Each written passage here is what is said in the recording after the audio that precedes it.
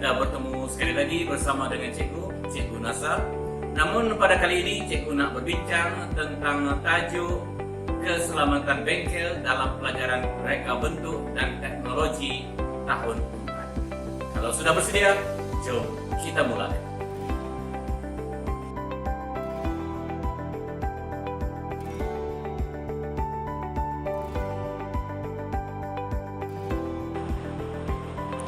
Keselamatan bengkel. Amalan keselamatan perlu dipraktikkan di bengkel untuk menjaga keselamatan murid. Keselamatan bengkel dibahagikan kepada 3 bahagian. Pertama, peraturan keselamatan diri. Kedua, peraturan keselamatan peralatan dan bahan. Dan ketiga, peraturan keselamatan bengkel. Peraturan keselamatan diri. Memakai pakaian yang sesuai, pakai kasut yang bertutup,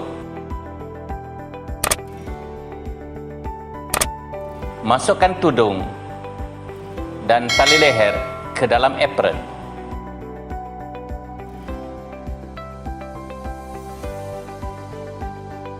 Bagi murid perempuan yang berambut panjang, ikat rambut dengan kemas. Murid juga tidak dibenarkan memakai barang kemas.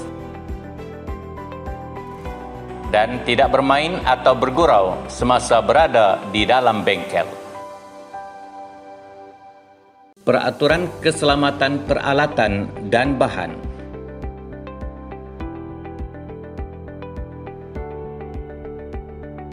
Bertanya kepada guru sebelum menggunakan alatan atau sesuatu bahan. Berhati-hati semasa menggunakan alatan dan bahan.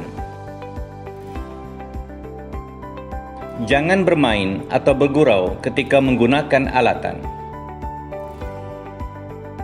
Gunakan alatan dengan betul.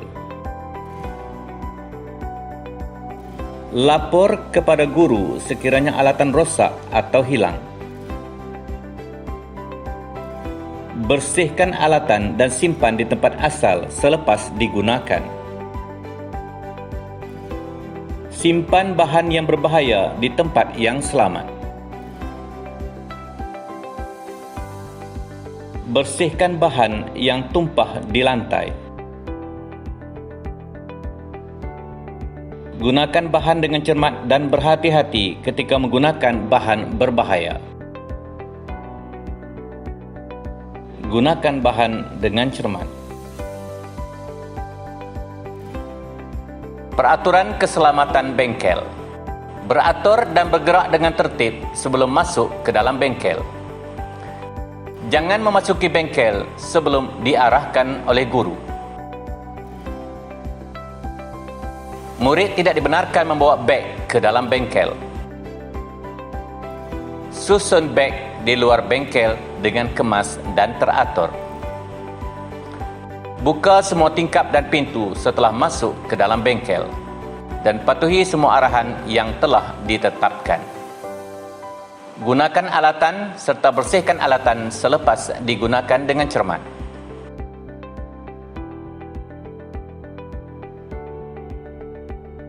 Contoh simbol dan tanda keselamatan.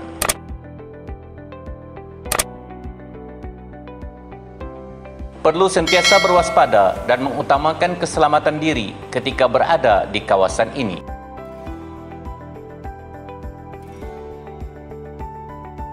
Tempat berkumpul semasa berlaku kecemasan.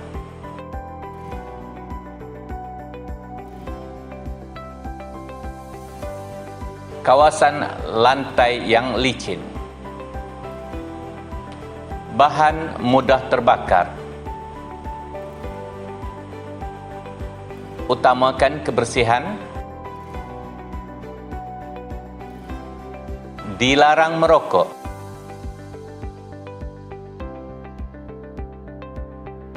Dan alat pemadam api.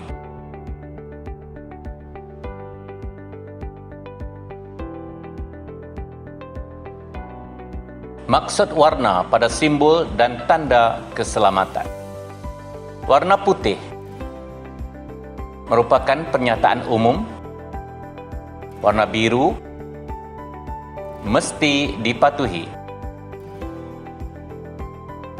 Warna hijau merupakan zon aman ataupun pertolongan pertama. Warna kuning perlu diberi perhatian, amaran, waspada, potensi, dan bahaya. Warna merah, zon larangan dan juga simbol untuk pemadam api. Langkah-langkah keselamatan. Sekiranya berlaku kemalangan atau kecederaan, beberapa langkah keselamatan perlu segera diambil. Antara kemalangan yang mungkin berlaku ialah terluka, melecur, terkena renjatan elektrik, dan kebakaran.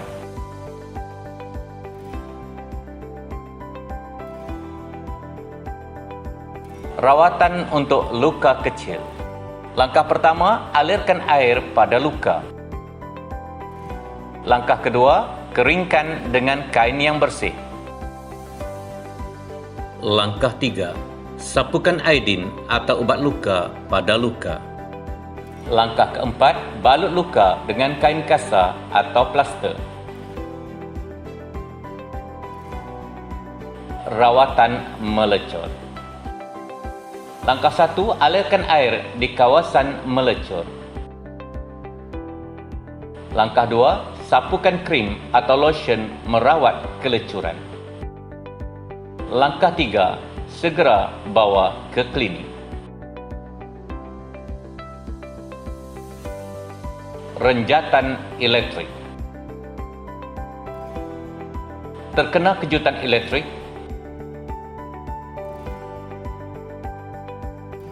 jangan sentuh mangsa. Alihkan sumber elektrik menggunakan kayu atau bahan penebat.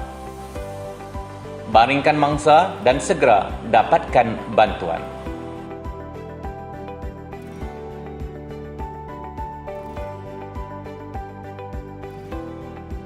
Kebakaran. Jangan panik. Berkumpul dan beratur serta mendengar arahan guru. Bergerak ke tempat berkumpul dengan tertib tetapi pantas.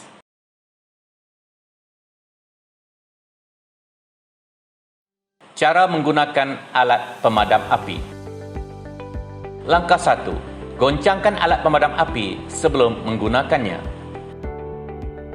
Langkah 2. Cabut pin keselamatan pada alat pemadam api.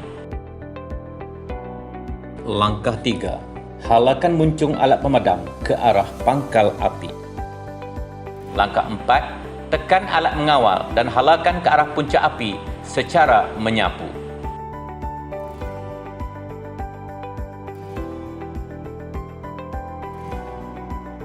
Berikut adalah amalan untuk mengelakkan kemalangan. Kemalangan boleh dielakkan dengan menjadikan peraturan bengkel sebagai amalan.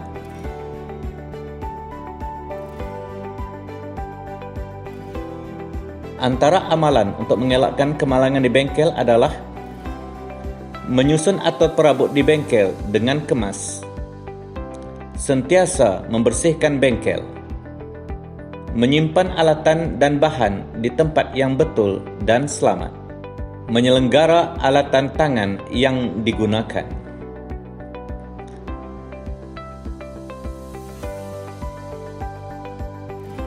Menyelenggara alatan tangan bermaksud membersihkan alatan tangan supaya tidak rosak dan selamat digunakan. Setiap alatan tangan perlu diselenggara dengan kaedah yang betul. Contoh kerja menyelenggara adalah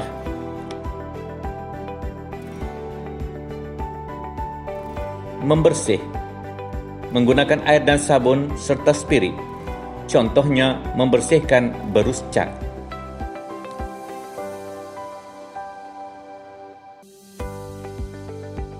Mengelap, yaitu mengeringkan alatan dengan kain.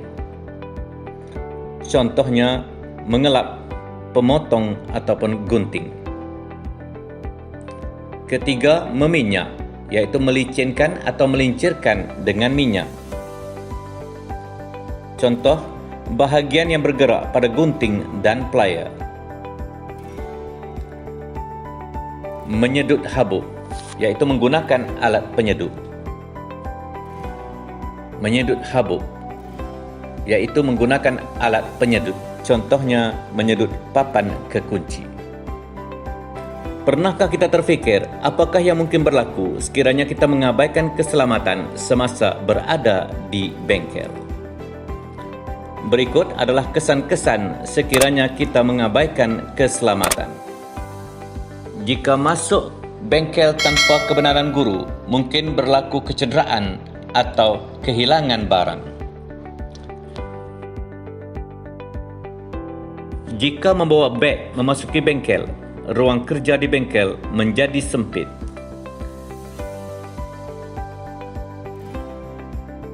Jika bermain atau bergurau dengan alatan, mungkin berlaku kemalangan dan kecederaan. Jika menggunakan bahan tanpa berhemah, mungkin berlaku pembaziran.